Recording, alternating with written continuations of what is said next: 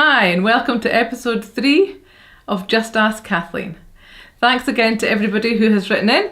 I really appreciate you taking the time to write, and it's nice to hear all the different questions. So today I'm going to start with an email from a chap I'm calling David. I'm 16 and I've been going out with my girlfriend for a year. We're both still at school, we get on really well and I really like her. I've got long hair, it's over my shoulders and I love having long hair. My girlfriend has told me recently that she'd prefer it if I cut it. I asked her why, as before we got together, she was always saying nice things about it. She said she didn't have a reason except that she thinks I'd suit it better. I don't want to cut it as it's taken ages to get this length and I like it. If I tell her I'm not going to cut it, I'm worried that she'll want to end the relationship. What should I say to her? Thanks.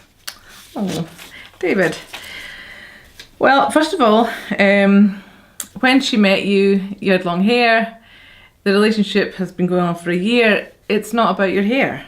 I think that you and her need to have chats about this, because it's an interesting one when somebody starts to try and get you to change your appearance in some way. Just doesn't sit comfortably, does it? Your hair, you're saying you don't want to have it cut. I don't want to cut it. That's the key point here. You don't want to cut your hair. Do not cut your hair. This is not about fitting in with what somebody else wants from you. What if you cut your hair and then 3 months later she said, do you know what, I don't want to be in this relationship anymore, and left? How annoying would that be?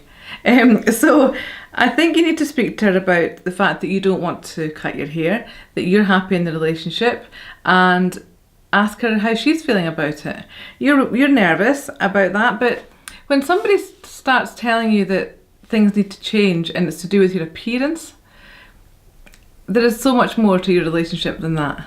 There needs to be that connection where you have a laugh together, you enjoy doing stuff together, you enjoy time separately and sharing stories when you get together.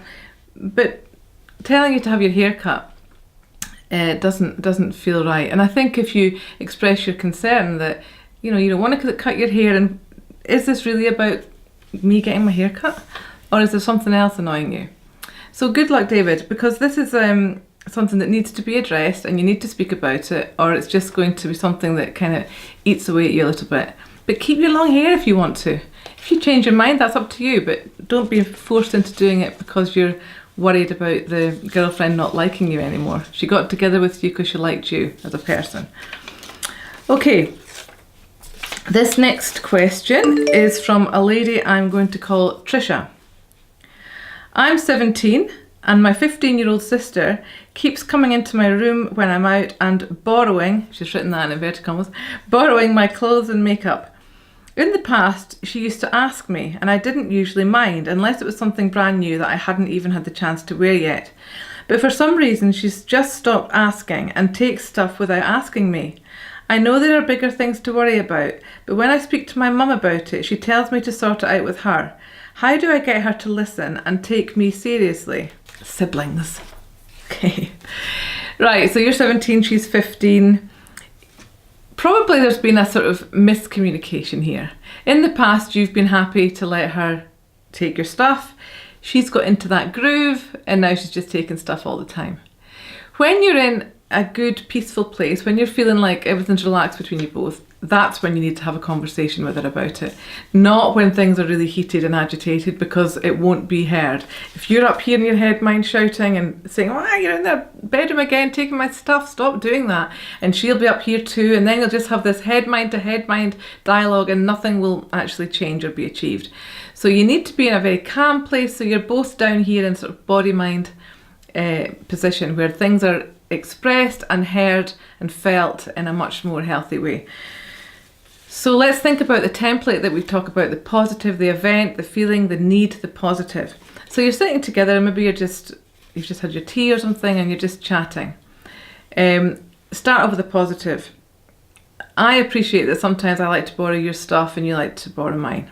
That's enough of an opening statement. The event would be, when I come home sometimes and you've taken my makeup or you've worn some of my clothes and just put them back on the bed, it makes me feel really frustrated, angry, whatever. Use whichever language is true for you. Makes me feel this way. What I need you to know is that I'm happy to go back to how it was before, where you would ask me if you could borrow something, you would come to me and say, is it all right? I'm happy to do that, but I cannot deal with you just taking stuff. It makes me feel really annoyed. Please don't do that anymore. Positive end, do you want to come into my room now and have a rummage through some stuff, and we can see if you're wanting to wear anything for the weekend or whatever. So you can end on a light note, like keep it kind of buoyant, but don't allow her to keep going with this pattern that she's got into. And you know, this can go back to how it was before, and you can create this new relationship again, going back to having a bit of respect, her showing a bit of respect to you and asking to borrow your stuff before she just takes it. But this too shall pass, as they say, because you're not going to be 17 and 15-year-olds living in the same house forevermore. So you will look back on this in the future and smile about it. I know it doesn't feel like it now, but you will. Okay. So this final one for today is from a lady I'm going to call Annabelle. 6 months ago, I discovered that my boyfriend of 3 years was cheating on me. When I found out, he did end it with the girl and he's apologised, but I can't seem to get over it. I hate thinking of him with someone else while we were together. He tells me it won't happen again. I want to believe him, but I don't. What should I do? Annabelle, I'm very sorry you've had to go through that experience, and 6 months ago isn't very long to expect yourself to be completely fine about that. When he found out that you knew, I guess, he did end it with the girl. That also slightly set a little alarm bell going. Almost like, how long would it have continued if you hadn't found out? And I'm sure that's a thought that you've had as well. This is not an easy do this and this will happen situation. Some people, men and women, are good at hearing that somebody's done that, looking at the relationship and thinking, okay, why did that person go over there and seek intimacy and affection from that person and not me? Why has this happened? And then they resolve it through talking together and are able to move on with a clean slate, starting again. For other partners who've been cheated on, it's not that simple. It eats away at them. They look at them and think about, when he said that, was he really there, or was he with this person? Or when she said that, was that true, or was she with him? So there's a real darkness for a lot of people about moving forward from being cheated on in a relationship. If you can, I would encourage your partner and you to find a relationship counsellor to go to, because this might need a bit of work from both parties. So it's not enough that he's saying, I'm really sorry, I promise I won't do it again. If you don't feel that, if you're not able to really hear that and feel it and believe it, then nothing's going to change. You're going to keep looking at him and being suspicious. He's going to keep following you around going, honestly, I'm just going over here to see this person. I'm not doing anything. You know, it's just exhausting for both parties. So find a way to, you know, Google it, ask around, even speak to your GP actually. Often they know of a good relationship counsellor that they can refer you to, or you can self-refer. But I think that is what needs to happen here. You need support, because clearly you haven't run a mile. You obviously see something in the relationship that you want to save.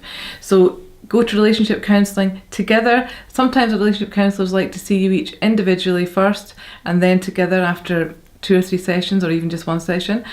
But find somebody that comes recommended and get yourself along there and see where this relationship is going. And all the very best, Annabelle. I hope that works out for you.